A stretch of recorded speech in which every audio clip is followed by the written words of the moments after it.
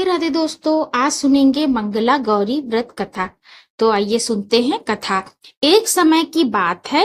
एक छोटे से गांव में एक साहूकार अपनी पत्नी के साथ निवास करता था। साहूकार धनवान था और उसके घर में किसी भी प्रकार की कोई कमी नहीं थी। फिर भी वह उसकी पत्नी संतान ना होने के कारण दुखी रहते थे। संतान की कमी उन्हें हमेशा कचोटती रहती थी। एक दिन की बात है, उस साहूकार के घर में साधु आए।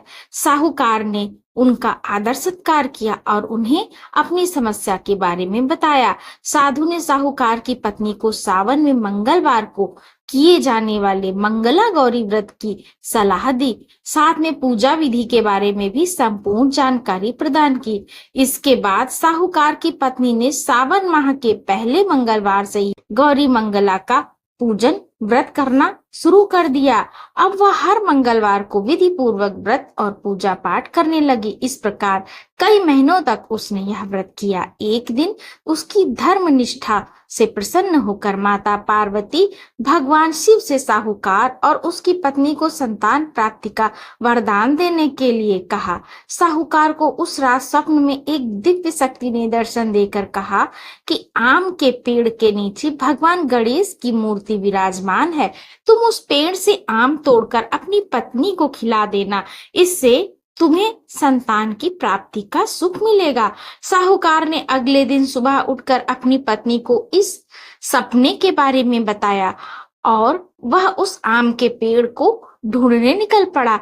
काफी समय तक ढूंढने के बाद आखिरकार साहूकार को वह आम का पेड़ मिला जहां भगवान गणेश की मूर्ति विराजमान थी। उसने आम तोड़ने के लिए उस पेड़ पर पत्थर मारना शुरू कर दिया। पत्थर फेंकने से एक आम तो टूटकर नीचे गिर गया, लेकिन गलती से एक पत्थर जाकर भगवान गणेश की प्रतिमा को लग गया। इससे भगवान गणेश क्रोधित हो गए और उन्होंने प्रकट होकर उस साहूकार को श्राप देते हुए कहा कि हे स्वार्थी मनुष्य, तूने अपने स्वार्थ के कारण मुझे चोट पहुंचाई। तुझे मां पार्वती की कृपा से संतान की प्राप्ति तो होगी, लेकिन उसकी मृत्यु 21 वर्ष की आयु में हो जाएगी। यह सुनकर साहूकार बहुत घबरा गया और वो वापस घर चला गया। उसने वह फल अपनी पत्नी को खिला दिया और किसी को इस घटना के बारे में नहीं बताया। कुछ समय पश्चात भगवान शिव और माता पार्वती के आशीर्वाद से साहूकार और उसकी पत्नी को पुत्र की प्राप्ति हुई। इससे उन दोनों के जीवन में खुशी का ठिकाना न रहा, लेकिन साथ ही साहूकार इस बात से भी चिंतित था कि उसका पुत्र अल्पायु होगा।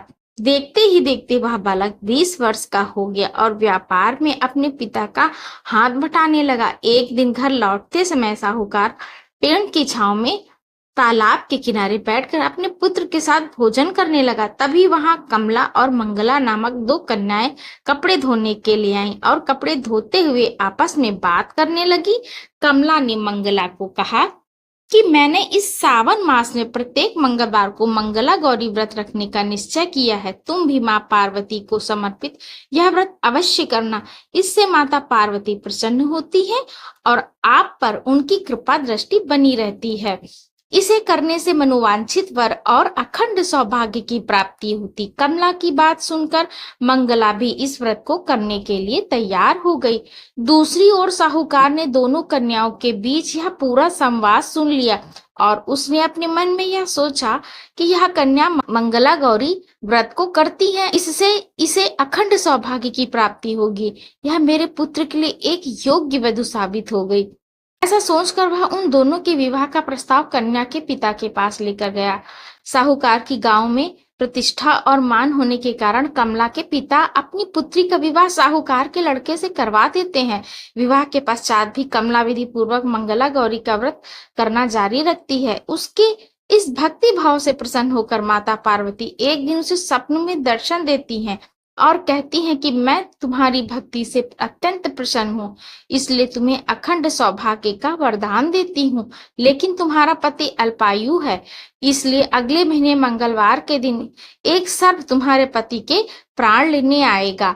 तुम उसके लिए एक प्याले में मीठा दूध रख देना, उसके पास एक खाली मटका भी रख देना। सर्प दूध पीकर उस मटके में चला जाएगा और फिर तुम उस मटके को ऊपर से कपड़े द्वारा ढक देना। अगले मंगलवार को कमला ने माता पार्वती की बात मानकर एक प्याले में मीठा दूध रख दिया और पास में मटकी भी रख दी। सर्प ने आकर दूध पिया और मटकी में जाकर बैठ गया। कमला ने उस मटकी पर कपड़ा बांधकर उसे जंगल में रख दिया। माता पार्वती की कृपा से कमला के पति के प्राण बच गए। इस प्रकार मंगला गौरी व्रत के पुण्य फल से साहूकार का पुत्र श्राप मुक्त हो गया। जब कमला ने घर में सबको इस चमत्कार के बारे में बताया तो सभी आश्चर्यचकित रह गए। इसके बाद साहूकार और उसकी पत्नी ने अपने पुत्र और पुत्रवधू को आशीर्वाद दिया और पूरा परिवार सुखपूर्वक जीवन व्यतीत करने लगा। तो दोस्तों, यह थी कथा माता मंगला गौरी व्रत की। अगर कथा अच्छा लगी हो तो लाइक करिएगा, चैनल पे नए तो सब्सक्राइब कर लीजिएगा। मिलते हैं मेरे अगले वीडियो में, तब तक के लिए राधे राधे।